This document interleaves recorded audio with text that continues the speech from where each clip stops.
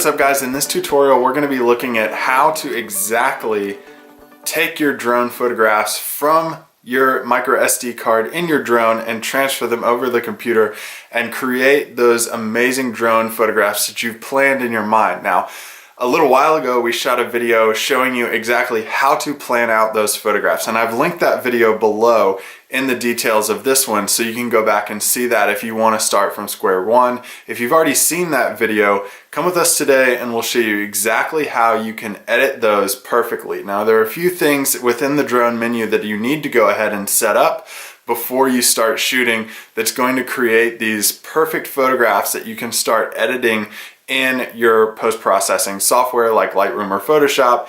And those are, number one, you want to be shooting in RAW format. Now, RAW format is going to allow you to create all of these edits without degrading the file in post-processing. Every change you make, every process within that image, within the changes that you've made, is going to be saved in the overall. So there are going to be large files that we're dealing with, but that's necessary for the changes that we're going to be making. Number two, I like to use the grid format in the drone menu system. Now, this allows you to kind of visualize where things are going to be in the frame once you get it in post-processing software. Helps you with things like rule of thirds if you want to follow rules or get a guideline of where things are going to line up within the frame. Number three thing, you need to go ahead and switch in the menu from a 16:9 format photograph over to a 4:3, just because it's going to give you larger resolution than the 16:9 does. And if you need to crop that down to like an 11:17 format, you can go ahead and do that in post-processing as well.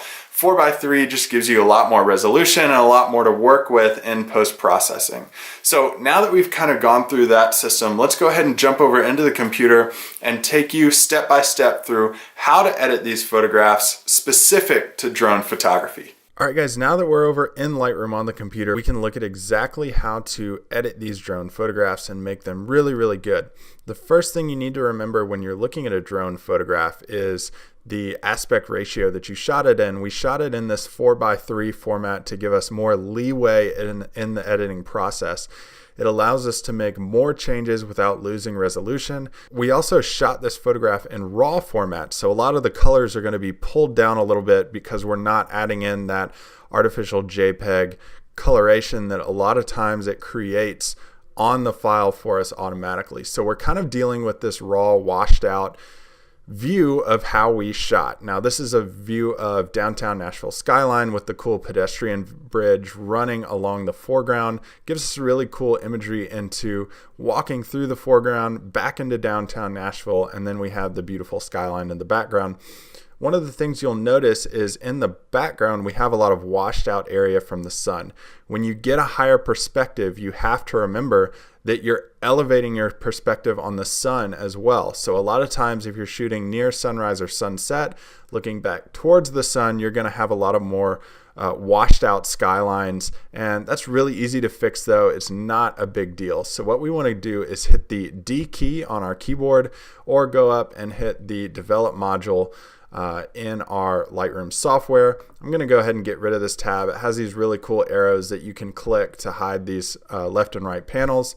I'm going to get rid of that. If you want to change the aspect ratio, all you have to do is hit the crop overlay tool and you can decide how you want it. Right now it's set in as we shot it. You can switch this to 5:7. You can switch this back to 16:9 if you want to.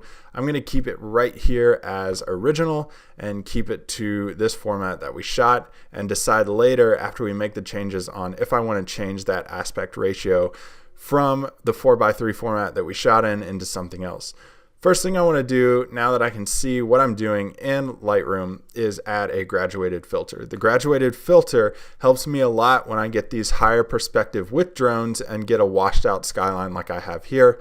It's going to allow me to create kind of like a graduated ND filter over the photograph. And I have it set here to bring the exposure down. You have different options like the effects drop down. I can select any of these things that I want to change with the graduated filter tool, but I'm going to be focusing on exposure. And I want the exposure brought down pretty far just because I want to see everywhere that it's going to be making a change to.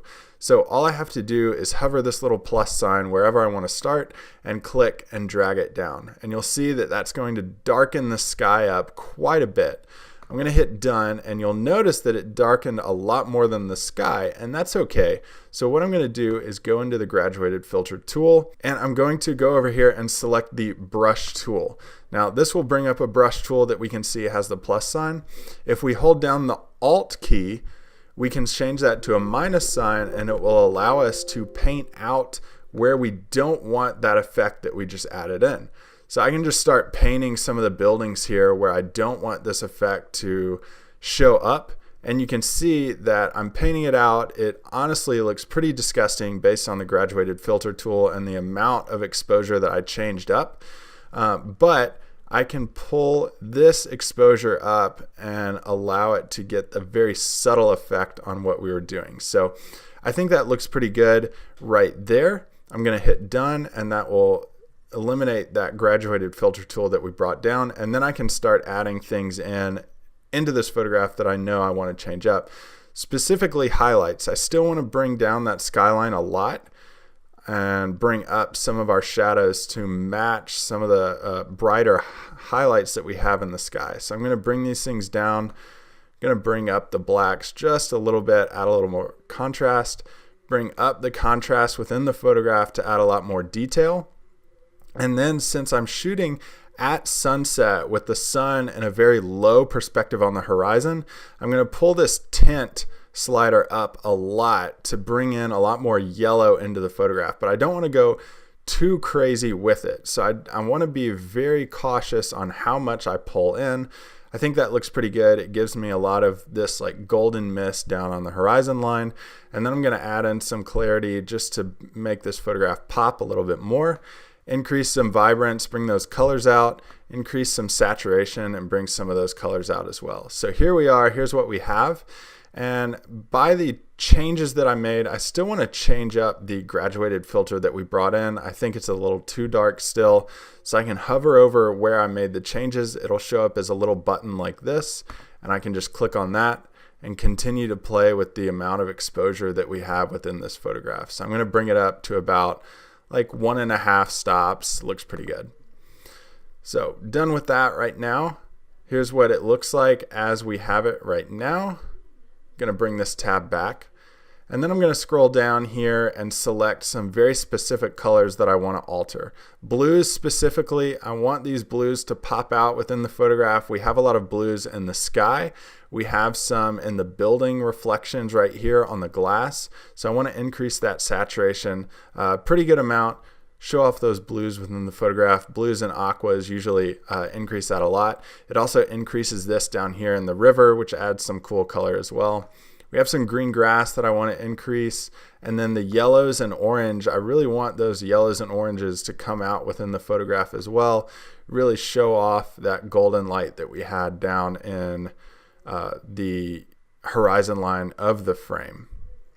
Specifically, what I want to do with the colors overall is something that I honestly don't really understand that well. I always come down at the very end and increase my blue primary saturation colors. So you have the blue primary saturation slider down here, and I just increase that all the way at first, and it really does a good job if you have a lot of blues and yellows within a photograph. I'll go ahead and hit Control Z and undo that change that I just made. That's what we had before, and as I increase the saturation slider with this click, you can see how much change it made and how much interesting concept it added to the overall photograph. I don't know if I want that much, so I'll bring it down just to the point of making it look realistic, and boom, there's our overall photograph that we can see. I can look at before and after views of what we had, and here's what we shot before in a raw 4:3 format, and this is what we ended up with in the editing process. Really cool to see the before and after views, and then I can go back to our original view that we had of our finished product, and then I can decide now if I want to change up that aspect ratio that we shot in. I'm going to go ahead and change this back to like a 5:7 and decrease some of the sky that we had. There wasn't enough cloud cover, in my opinion, to make it as interesting as I wanted it. So I'm just going to expand this till I get the entire skyline on the vertical view and just crop out that little top part of the sky. I'm going to hit done, and it'll bring it up as our final image. So this is a great idea of how much you can add to a drone photograph if you use the settings that we told you about at the beginning of this video and then go through the editing process just like we did. It's really, really simple once you get a good workflow of everything you can do in post-processing in Lightroom specifically, or other post-processing softwares that you can use. If you like this video, go ahead and hit the thumbs up, give it a good like. If you want more like it, we're going to be coming out with a bunch of these new videos in the next few years. So go ahead and hit the subscribe button and get notified of every new video you can use to improve your own photography immediately using our tips.